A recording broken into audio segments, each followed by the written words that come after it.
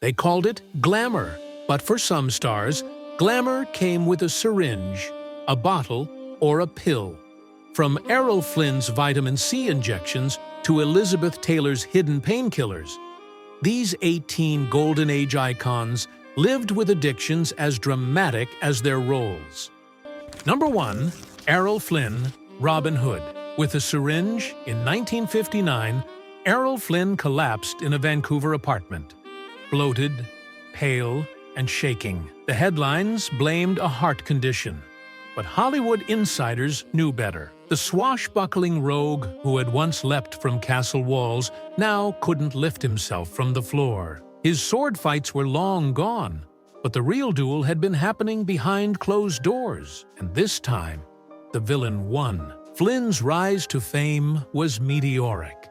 With a jawline cut from marble and a grin that made danger look charming, he became the very face of Hollywood adventure. Captain Blood, the Sea Hawk, the adventures of Robin Hood, audiences loved the reckless hero. But off-camera, that same recklessness spiraled into a lifestyle no script could contain. The descent began with injuries, torn ligaments, fractured bones from stunt-heavy roles. On the set of Captain Blood, a twisted ankle introduced him to what one might call a needle-bound escape. Warmth surged through him. The pain dulled, the chaos quieted, and Flynn, already hungry for sensation, was hooked. By the 1940s, his daily routine was a cocktail of chaos. A liquid breakfast poured neat into a coffee mug, a rolled cigar clenched between grinning teeth, and a quiet trip to the studio nurse for relief. His charm masked it well. He still dazzled at parties, laughing under chandeliers, whispering secrets to starlets, making reporters forget the rumors. But those closest to him saw the toll. The trembling hands, the sagging skin, the eyes that no longer sparkled, only shimmered with exhaustion. Then came the scandals. In 1943, a high-profile courtroom trial pushed his nerves past the edge. His reliance on injections deepened. Makeup artists began covering the marks on his arms. Crew whispered about his frequent breaks and sudden vacant stares. On the set of Against All Flags, Flynn arrived gaunt and ghost-like, his once sculpted frame swelling in strange places, the body fighting what the mind couldn't quit. Studios shielded him as long as they could. They needed Robin Hood, but eventually, even legend couldn't save him. At just 50, Flynn's heart gave out. Officially, it was myocardial infarction, but everyone in the room knew. It was the slow drip of nights blurred into velvet shadows, the parade of prescriptions labeled for pain, but taken for peace. He died surrounded by whispers, not applause. Hollywood lost a hero, but behind the grin, the cape, the sword, he'd been quietly losing himself for years. Number 2. Tallulah Bankhead, Hollywood's wildest soul on snowflakes and gin. In 1932, a parakeet flew across the Paramount soundstage, not as part of the script, but because Tallulah Bankhead hurled it over the set wall, yelling, "Fly, darling, escape dullness." That, in a single line, was Tallulah. Brilliant, unpredictable, and burning at both ends, she arrived in Hollywood like a jazz trumpet in human form. Loud, bold, and impossible to ignore. With a southern drawl dipped in smoke and a laugh that shook chandeliers, she refused to play by anyone's rules. By age 19, she had conquered London theatre, downing gin before curtain and lacing it with what she affectionately called her little snowflakes. That powdered escape became her constant companion, stirred into her cocktails and stashed in her sleeves. Producers were enchanted and terrified. On the 1932 film Faithless, she demanded injections between takes for female troubles, blowing kisses to bewildered crew members mid-scene. If censors slashed her risque lines, she retaliated with wild gestures and unpredictable improvisations. Her performances were electric, but never safe. Even her voice, deeper than most of her male co-stars, trembled with a sort of beautiful chaos. But behind the swagger, something darker stirred. Her cravings weren't just chemical, they were emotional. Adoration, thrill, Power. All of it had to be constant. She famously bragged of betting 5,000 lovers, chasing validation with the same hunger she chased her next high. When the applause faded, she leaned harder into her vices, drinking cough syrup neat like fine port, sneaking powdered indulgences between radio takes, and lighting cigarettes in hospital gowns. By the 1940s, her body began to rebel. Severe bronchitis left her lungs ravaged, but she refused to rest. During the filming of Hitchcock's Lifeboat, her brilliance returned, but briefly. Follow-up offers disappeared as fast as they arrived. She'd show up late, or not at all. Studios whispered of unreliability. Eventually, they stopped whispering and simply stopped calling. She died in 1968, officially from pneumonia, but everyone who knew her understood it wasn't a single illness that took her down. It was the lifelong storm of restless nights, reckless choices, and rituals that once gave her fire, but slowly burned her out. Tallulah Bankhead didn't fade quietly. She crashed through life with a cocktail in one hand and a punchline in the other. But in the end, even the wildest souls get tired of running.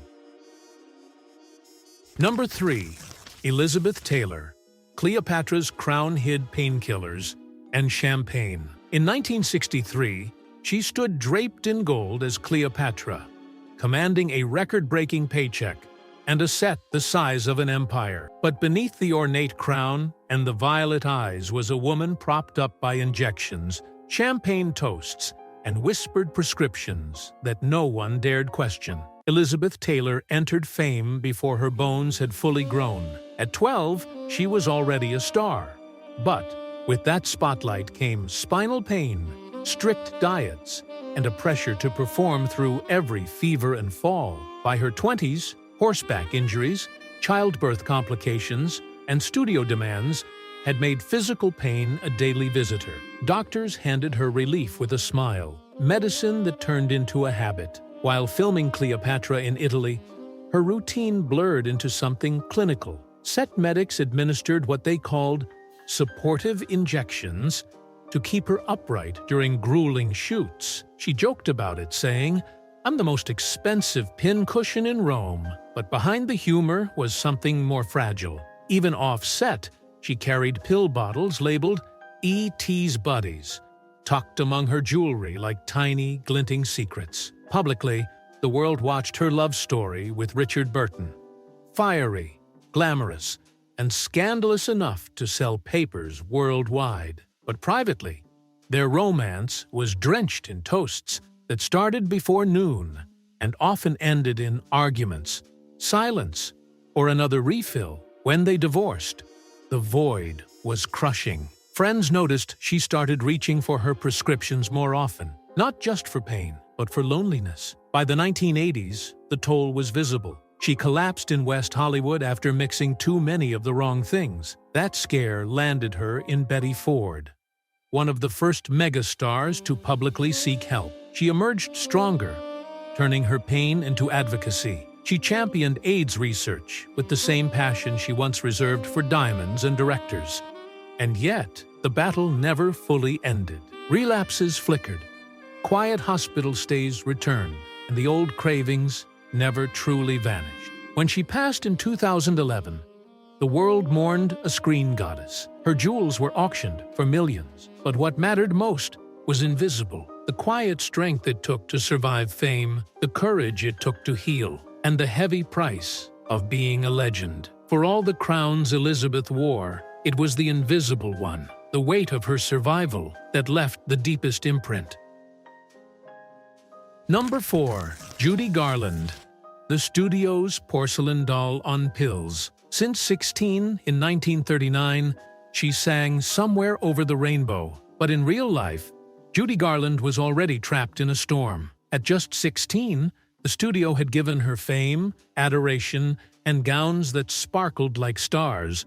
But they also handed her something else, pills at breakfast and more by nightfall. MGM called her their little hunchback, mocking her appearance even as they crafted her into America's sweetheart. She wasn't allowed to grow into her own body. They reshaped it with corsets, forced diets, and relentless filming schedules. When her energy flagged, they gave her neon green pep pills with her eggs and toast. When her eyes stayed wide into the evening, they chased it with downers to force her into sleep.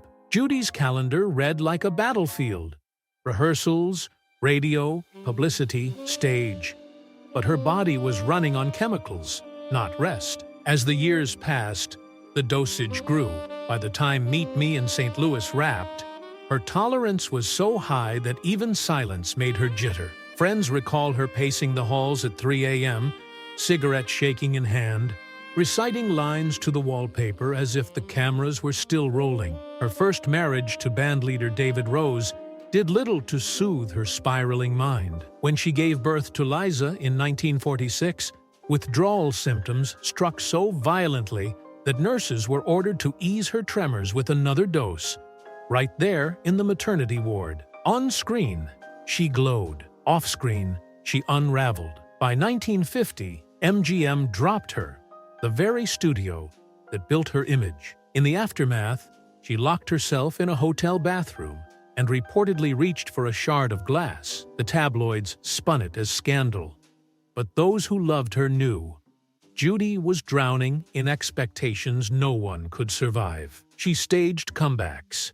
A Star is Born felt like a resurrection, but the cycles always returned. The studio lights were off, but her cravings stayed on. In 1969, in a London townhouse bathroom, Judy Garland took her final curtain call. The coroner found enough in her system to silence even the brightest stage. She was 47, but in truth, her body had been older for years. Judy gave the world hope, music, and wonder. In return, it handed her perfection and the poison to maintain it.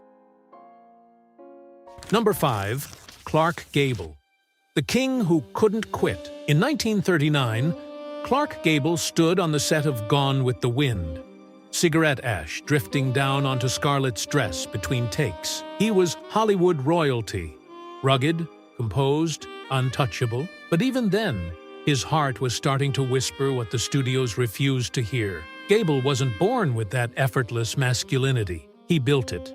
One role, one routine, one habit at a time. Before dawn call times, he'd light the first of over 100 hand-rolled cigarettes. His morning coffee came laced with energy pills, a quiet ritual shared only with his mirror and the man behind it. Producers admired his stamina, but few realized he was running on fumes. By the end of World War II, something had changed. Gable returned from bomber duty older, grayer, and visibly slower. But he refused to let his image age. The pep pills came back, stronger now. To calm the crash that followed, he doubled down on the bottle. Every new role demanded more energy.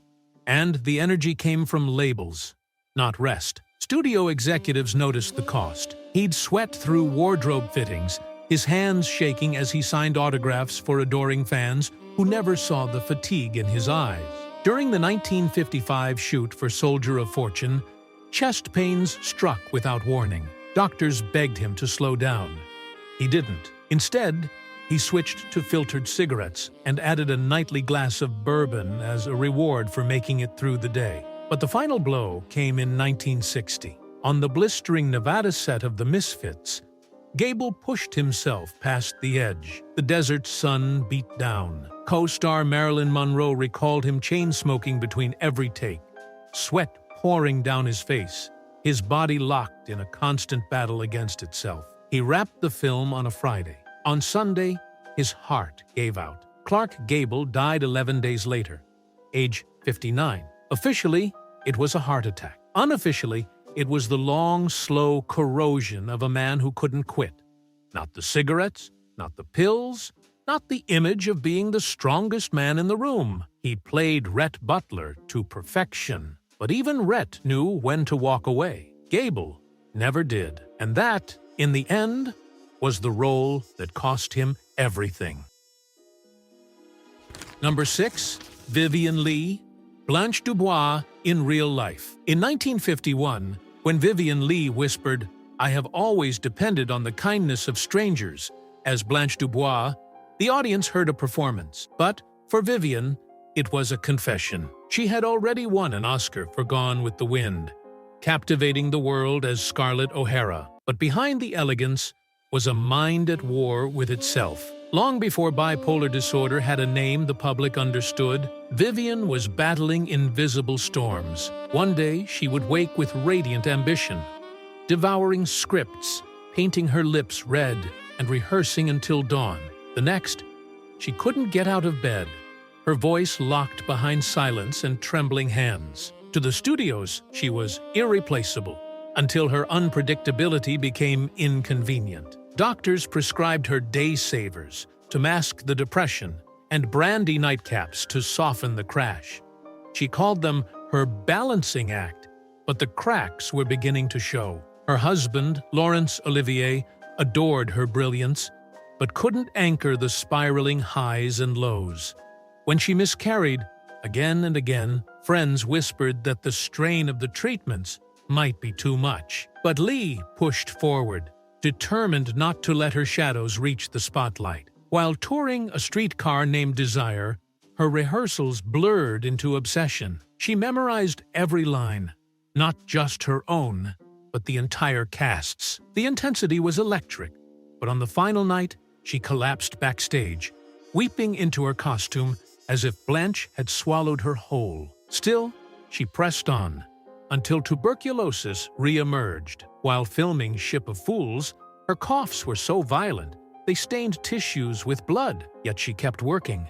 Her vanity table cluttered with more than makeup. The applause grew quieter, the invitations came less often, and in time, even Olivier left, a divorce that shattered whatever stability she had left. By 1967, she stayed mostly in bed, reading old fan letters with a brandy glass never far from reach. That summer, she passed away at just 53. Vivien Leigh wasn't destroyed by one single vice, but by the weight of trying to appear fine when she wasn't. Her beauty was undeniable, her talent unmatched, but in the end, it was the mask, not the madness, that proved too heavy to hold. Number 7. Mickey Rooney, the smallest man with the biggest bets. In 1940, he was the biggest box office draw in America. A 5'2" dynamo with $1 million smile and a contract to match. But behind that grin, Mickey Rooney wasn't just chasing roles, he was chasing luck. And the tables never loved him back. Born into vaudeville, Mickey didn't grow up with childhood. He grew up with spotlights. By the time he starred as Andy Hardy, he wasn't just acting the role of the all-American boy, he was it. Studios printed his face on lunchboxes. But when the cameras cut, Rooney headed straight for the track. Santa Anita, Hollywood Park, Vegas. If there were odds, he'd take them. And if he lost, he doubled down. By 21, he was throwing around 5-figure bets like cocktail napkins, charming racetrack workers, and tipping them with studio cash. MGM covered for him for a while. Louis B. Mayer even advanced Rooney's salary early to keep the bookies quiet and the cameras rolling. But no matter how many wins he racked up on screen, he couldn't stop rolling the dice off it. His marriage to Ava Gardner barely lasted a year. Mornings meant hotel casino runs. Nights meant promises he couldn't keep. And as the war ended and his boyish charm faded, so did his leading man status. The roles got smaller. The bets got riskier. He went from marquee lights to dinner theater in a matter of years. And still, he couldn't walk past a roulette table without pulling up a chair. By the 1950s, the IRS was knocking. Friends begged him to attend gamblers' anonymous meetings. He agreed, then slipped out early to catch the second half of the night races. Late in life, he earned a few triumphs, a Tony nomination, a touching turn in The Black Stallion, but the money gone. When he died in 2014, the man who once owned a mansion on every coast had just $18,000 to his name. Mickey Rooney's story wasn't one of drugs or drinks. It was the thrill, the risk, the illusion that one more hand, one more spin, one more tip, and everything could be won back. But in the end, he gambled away the very thing that made him shine: stability. The house always wins. And for Mickey, The bet never stopped feeling worth it until there was nothing left to wager. Number 8. Montgomery Clift.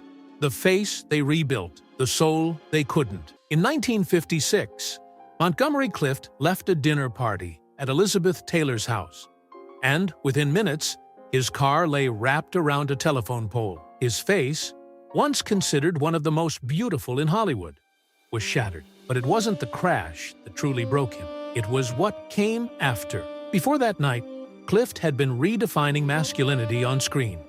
All haunted eyes and quiet vulnerability. A place in the sun, from here to eternity, I confess. He didn't play heroes. He played men who bled quietly, who carried storms beneath the surface. And off-screen, he was no different. Perfectionism tormented him. Rumors of isolation, of internal conflict, followed him from set to set. But after the crash, everything changed. Surgeons rebuilt his jaw with metal plates. 2 teeth had lodged in his throat. Elizabeth Taylor reached in and saved him. But no doctor could reach what broke inside. The mirror became an enemy. Friends said he studied it not to admire himself, but to remember who he used to be. To cope, Clift turned to what he called the usual arsenal. He began chasing relief through syringes, washing it down with whatever he could pour. He'd show up to sets looking hollow, nodding off between takes. On Raintree County, dailies revealed something editors couldn't cut around. A visibly altered man fading between frames. The contrast between his pre-crash and post-crash scenes was so stark, it felt like watching 2 different actors wear the same costume. Studios tried to intervene.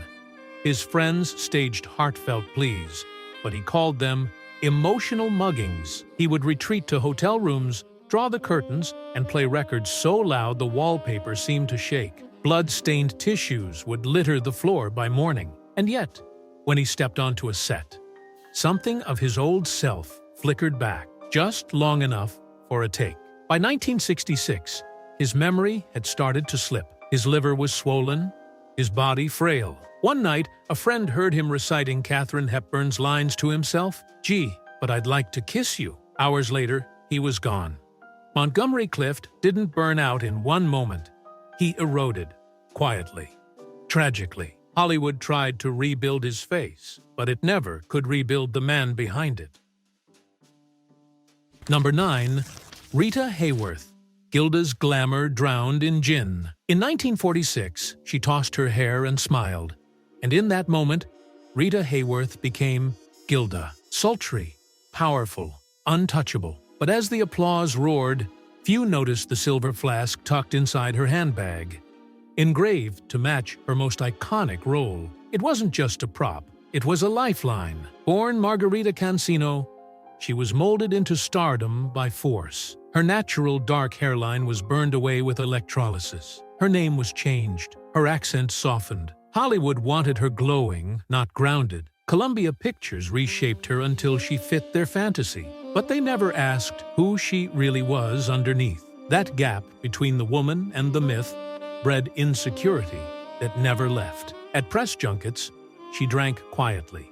First for courage, then for comfort. 3 refills a day, polished off with grace. Crew members joked about how many martinis she could down before twirling through a take. But behind the laughter was a woman fighting to stay steady. Her marriage to Prince Ali Khan promised fairy tale elegance, but it quickly unraveled. He chased horses and headlines while Rita drank alone in their palatial rooms. Paparazzi caught the yacht parties, the diamonds, the champagne. They didn't catch the loneliness. When she returned to Hollywood, the shine had dulled. She missed cues, forgot lines. On Pal Joey, producers assigned her a hidden earpiece to feed her dialogue mid-scene. It wasn't ego, it was erosion. Friends say she would sigh between takes, whispering, "Men go to bed with Gilda, but they wake up with me." As the years passed, her grip on memory faded. Doctors first blamed the bottle. Later, it was diagnosed as early-onset Alzheimer's, one of the first high-profile cases in Hollywood. But even then, in her New York apartment, clutching a glass of water she believed was wine, Rita never stopped being elegant. never stopped trying to smile. She died in 1987. The headlines mourned the icon, but those closest to her knew. The real Rita had vanished long before the lights dimmed. Her greatest performance wasn't on camera. It was pretending the applause was enough to silence the ache. And in the end, Gilda lived forever. But Rita, fragile and human, quietly disappeared beneath the glamour she was never allowed to take off. Number 10. Spencer Tracy. Guilt-soaked bottles and backroom confessions. By day, Spencer Tracy was the face of American decency. Sharp-eyed, steady-voiced, the kind of man you'd trust with your secrets. But by night, behind studio doors and drawn hotel curtains, he drowned his own. Tracy's career sparkled with critical acclaim. Oscars lined his shelves. Directors raved about his instincts. Yet, off-screen, his hands shook from more than just stage nerves. The bottle never left his side, tucked in coat pockets, slipped into bedside drawers, hidden behind script pages. Friends say he didn't drink to celebrate, he drank to forget. What he tried to forget remains the subject of hushed speculation. Guilt was his constant shadow. Guilt over affairs. Guilt over his Catholic roots. Guilt over a son born deaf who he couldn't save with money or fame. And most haunting of all, guilt over the long, secret affair that followed. His decades-long bond with Katharine Hepburn. They were Hollywood's quiet, open secret. She adored him. He needed her, but he never left his wife. Not publicly. Not once. The studio let it slide. So long as he kept delivering box office gold. And for a time, he did. Even when his liver was failing and his memory began to slip. On the set of Guess Who's Coming to Dinner, his final film, Tracy was frail. Production had to shoot around his energy, or lack of it. The crew whispered about how many coffees he'd had before 10 a.m. Hepburn watched over him like a nurse with a breaking heart. But no amount of care could soften the storm inside him. In back rooms, he was known to confess with slurred sorrow, staring into his drink like it owed him an apology. His demons were old friends by then, ones he never quite banished. Only drank beside. He died just 17 days after filming Wrapped. Hepburn didn't attend the funeral. She said she didn't want to draw attention, but those who knew the truth, the weight of their bond, the ache of what couldn't be made right, knew better. Spencer Tracy never played a villain. But he lived with one. It wore no mask, spoke in his own voice, and looked back at him every morning in the mirror. Number 11. Buster Keaton, the great stone face who couldn't laugh alone. He made the world laugh by refusing to smile, but behind the deadpan stare, Buster Keaton was quietly falling apart. In the silent era, no one did more with less. No dialogue, no gimmicks, just raw stunts, physical genius, and a face carved from granite. Keaton defied gravity and logic with a single, unwavering stare. Audiences roared as buildings collapsed around him, but never touched him. In truth, life wasn't so merciful. By the late 1920s, everything began to slip. He signed with MGM, a move he would later call the worst decision of his life. The creative freedom that once made him a legend vanished overnight. Studio executives micromanaged his scripts, neutered his ideas, and pushed him into roles that felt foreign. With every paycheck came a smaller piece of his soul. His marriage crumbled under the weight of fame and absence. Friends saw the toll mounting, in his posture, in his silences, in the way he clutched a glass a little too tightly. Off-set, Keaton sought comfort, not in company, but in the bottle. The man who could balance on moving locomotives couldn't stay balanced inside his own home. And when his films stopped selling, Hollywood moved on. The great stone face was now just another relic of a bygone era. He tried to stage comebacks, short films, side appearances, but even then, he was treated like a novelty act. Look, people would say, he's still alive. For years, he lived in the margins, half remembered, half respected. It wasn't until near the end of his life that film historians began to resurrect his legacy. They called him a genius, a pioneer, but by then, the damage was already carved deep. What stings most is that Keaton never lost his gift. Even in silence, even in pain, he could make the world laugh. But the applause he once lived for no longer reached his ears, not the way it used to. He gave everything to make others feel joy, and spent decades unable to feel it himself. In the end, the man who made the whole theater erupt in laughter died quietly. No stunts, no spotlight, just the echo of footsteps down an empty soundstage, and the face that never cracked, not even for himself. Number 12, William Holden. Coffee cups full of vodka. He won an Oscar with a steely stare and a cigarette between his fingers. But off-screen, those coffee cups weren't filled with coffee. By the time Sunset Boulevard hit theaters, William Holden was the portrait of masculine charm. Rugged, sarcastic, magnetic, he looked like he'd seen things, and the truth is, he had. War, fame, heartbreak, and a slow-burning dependence on what he poured behind closed doors. It wasn't long before whispers turned into warnings. Holden couldn't stay sober. On set, directors began noticing the tells. The tremors, the short temper, the lines he couldn't remember unless he read them off cue cards. Crew members would find him with a script in one hand and a paper cup in the other. The liquid clear, but never water. He kept it classy, even as he unraveled. There were no loud breakdowns, just a quiet, steady decline, the kind that builds like smoke in a closed room. Friends tried to intervene. Co-stars covered for him, but Holden didn't want help. He wanted silence, control, escape. The bottle offered all three, for a while. As the roles got fewer and his face got wearier, the stakes climbed. And when the cameras weren't rolling, the spiral deepened. He filmed Network in 1976, with the weight of it all still pressing down. His performance was brilliant. Raw, cynical, painfully human, but it was no act. Holden wasn't playing a man cracking under pressure. He was living it. By the early 80s, his decline was no longer a secret. He became increasingly reclusive, retreating into a life that barely resembled the one studios once marketed. One night, alone in his apartment, he suffered a fall. No one came, no one knew. He bled out slowly, quietly, just like his final years. It took days before anyone found him. William Holden died the way he lived his final chapter, not with a scandalous tabloid headline, but with a whisper. A man who once lit up the screen with effortless charisma, gone, without a scene. His legacy still flickers in black and white reels, in slow-motion stares and dry one-liners. But the real Holden, the one behind the camera, spent his last days chasing clarity in a cup and never found it. Number 13. Peter Lorre, tranquilized genius.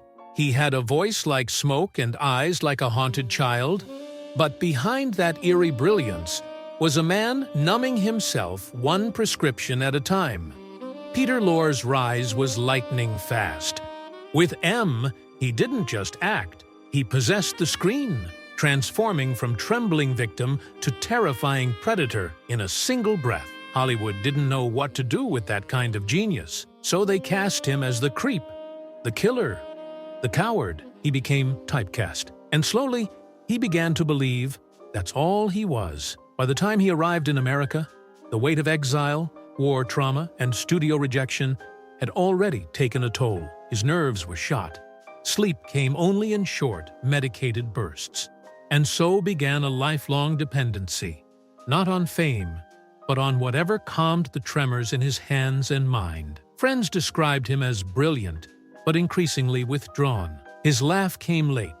His movements slowed, as if moving through fog. On set, Lorre was professional, but different. He slurred his lines not from drink, but from what he'd taken to steady himself. Studios noticed, but said nothing. He brought in box office returns. That was all that mattered. Behind closed doors, he struggled to wean himself off the very medications he believed were saving him. When roles dried up, he didn't fight it. He receded. The man once dubbed the finest character actor in Europe was now a guest star, a punchline, a relic. He appeared in horror spoofs and forgettable cameos, each one more ghostly than the last. The sharpness in his eyes dulled, the wit faded. Whatever brilliance once burned behind his gaze was now dimmed by years of sedation. Lorre's finances crumbled, just as his health did.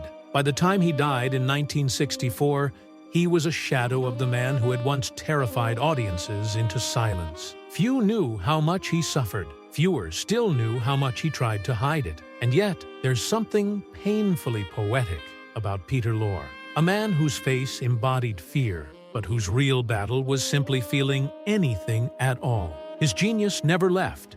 It was just buried beneath years of tranquil quiet, prescribed by an industry that only wanted his shadow. Number 14. Ava Gardner. Bourbon, beauty, and blowout fights.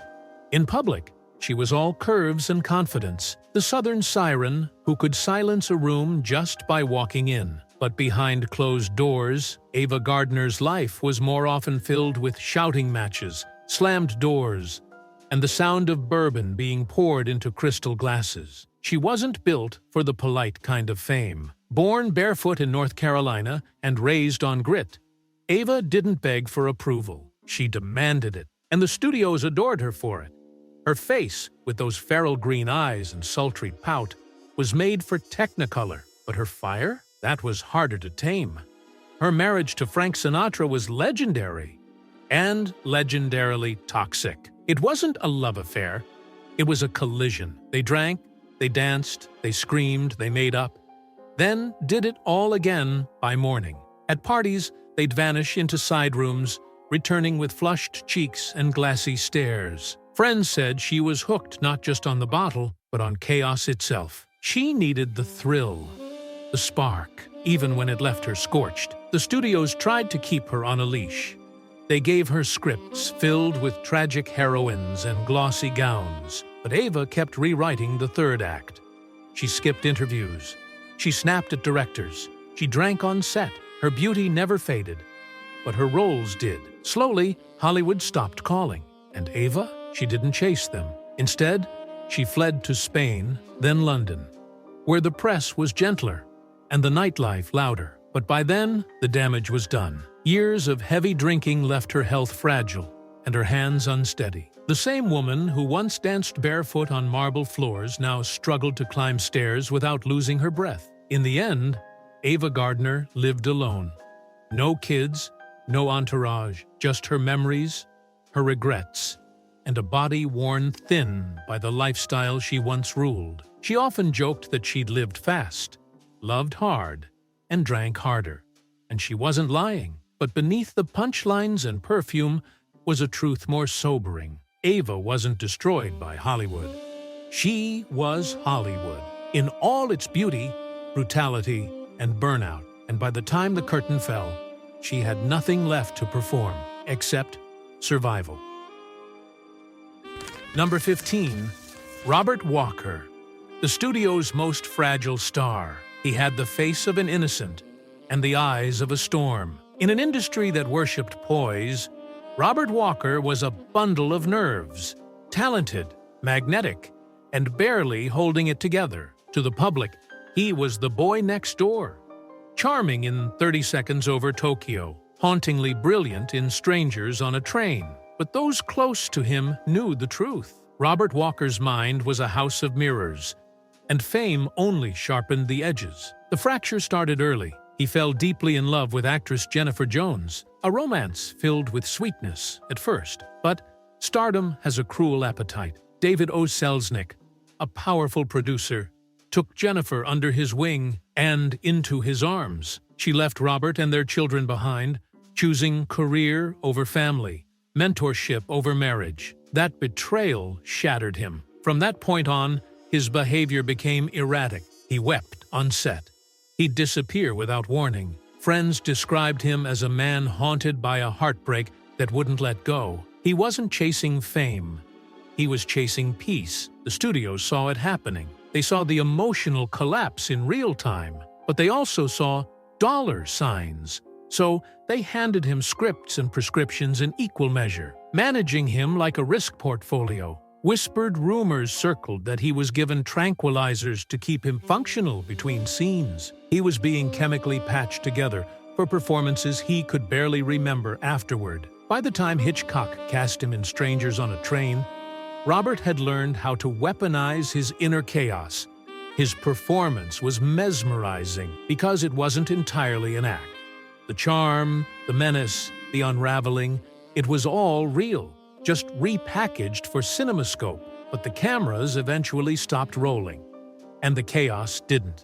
In 1951, while in the care of a doctor and allegedly under extreme emotional distress, Robert was given a sedative to calm him down. The combination of that sedative with other medications proved too much. He never woke up. He was just 32. Robert Walker didn't burn out. He was slowly extinguished. By the heartbreak, he couldn't heal. The studios that used him like a pawn, and the pills meant to fix what fame had broken. In the end, Hollywood didn't silence his pain. It embalmed it in celluloid. Number 16. Frances Farmer, the star who screamed back. In 1942, she was handcuffed in a courtroom, mascara running down her face. A fallen star screaming that she'd been framed by the system she dared to defy. Frances Farmer was never built for obedience. She had the beauty of a screen siren and the soul of a rebel poet. Long before she set foot in Hollywood, she had already stirred controversy, winning a high school essay contest titled God Dies. That same defiance would both rocket her to fame and put a target on her back. By her mid-20s, Frances had starred alongside Cary Grant and was hailed as one of Paramount's most promising young actresses. But behind the scenes, she rejected the machinery of stardom. She refused press junkets. She mocked the studio system. She questioned authority. That kind of fire wasn't tolerated, especially not from a woman. The studios called her difficult. Directors whispered she was unstable. But what they really meant was she wouldn't play the game. When she began showing signs of alleged emotional instability, the studios didn't offer support. They distanced themselves. Frances spiraled under the pressure. Her behavior grew erratic, and soon she was making headlines not for her performances, but for outbursts, traffic stops, and courtroom appearances. That's when the institution stepped in. She was committed to a mental hospital against her will. And over the next decade, Frances would be in and out of asylums, reportedly subjected to brutal treatments that left her hollowed. Rumors swirled for decades about what happened behind those locked doors. Some said she was forcibly medicated. Others claimed procedures far more invasive. What's certain is that the same society that cheered her beauty had no tolerance for her fire. And yet, somehow, she survived. Frances re-emerged in the 1950s, older, softer, and unmistakably changed. She took television gigs, wrote an autobiography, and tried to rewrite the script of her own life. But the damage was irreversible. Hollywood had broken her spirit long before it let her go. Frances Farmer wasn't destroyed because she lost control. She was destroyed because she refused to give it away. Her tragedy wasn't in her defiance. It was that no one listened until it was too late. Number 17. Gig Young, the Oscar winner no one really knew. In 1970, he clutched an Academy Award in one hand and his sanity by a thread in the other. Gig Young had it all on paper: leading man looks, razor-sharp timing, and the kind of charm that made casting directors lean forward. He won the Oscar for They Shoot Horses, Don't They? Stealing scenes with a smile and a cigarette. But even in that moment, especially in that moment, he looked exhausted, not from work, but from pretending. Because Gig Young wasn't just playing troubled characters, he was hiding one. Behind the tuxedos and talk show appearances, he battled demons that had no script. Close friends said he struggled to stay sober, chasing clarity through glasses that emptied faster than his smile. The bottle became a constant, and with it came a string of broken relationships, derailed roles, and apologies he couldn't always remember giving. Studios gave him chance after chance, but by the late 70s, the offers slowed. Directors couldn't ignore the shaking hands, the missed cues, the look in his eyes that said he hadn't slept, or had slept too much. The sparkle that once made him bankable now read as unstable. But Gig wasn't just fighting the bottle. He was fighting the shadows of his own success. He had been typecast. Always the side character, the charming cad, the best friend, never quite the star. And in a town that forgets fast, that reality began to gnaw at him. His final years were a haze of attempted comebacks and personal turbulence. He married a much younger woman, a German actress named Kim Schmidt, and for a moment, it looked like he might be turning a corner. But just weeks after their wedding, tragedy struck. One that would shock even those who knew his darkest moments. The headlines focused on the end. But the truth is, Gig Young had been unraveling for years. He made millions laugh, won Hollywood's highest honor, and still went home with nothing but silence. His story wasn't about failure. It was about invisibility. He won the Oscar, yes, but he never escaped the role he was cast in off-screen, the man who made everyone else shine while slowly fading himself. Number 18. Jean Harlow, the original blonde bombshell, silently suffering.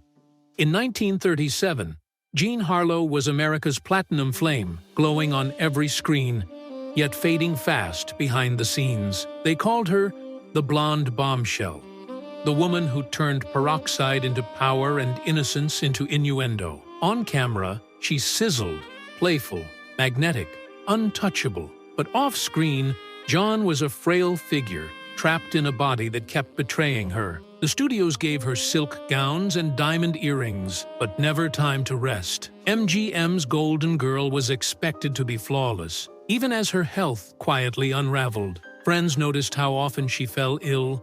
Her skin grew pale, her energy dimmed, her breath short.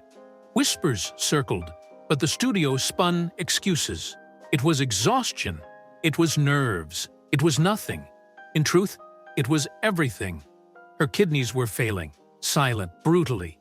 She had complained of severe back pain, bloating, and fatigue. But in an industry where youth sold tickets, no one dared say the word sick. They caked her in makeup, lit her from flattering angles, and worked her to the edge of collapse. Co-stars later recalled how she would slur her lines or hold on to furniture between takes. Yet she still smiled when the cameras rolled. That was the job. At just 26, Jean was in the middle of filming Saratoga, opposite Clark Gable, when she fell seriously ill on set. Her face was swollen, her body barely functioning. Still, she showed up. Still, they called action. She was finally taken to a hospital, but it was too late. The damage had been done long before the headlines broke. Jean Harlow, the eternal flirt, the symbol of 1930s sex appeal, died with her mother at her side, the screen siren reduced to a whisper of herself. Her death sent shockwaves through Hollywood. But for those who knew, it wasn't a surprise. It was a tragedy deferred. She hadn't lived fast and burned out. She had worked hard, suffered quietly, and paid the price for being perfect too long. In the end, Jean's story isn't just about what took her. It's about what they ignored. Stardom didn't kill her. Silence did. Behind every red carpet was a quiet craving. Behind every headline, a deeper hunger. Fame lit them up, but it couldn't save them from themselves. Their names live on, but the silence they carried still echoes. If these stories moved you, subscribe to help us keep their legacies alive. Like, comment, share your thoughts. Because behind every star was a soul just trying to hold on.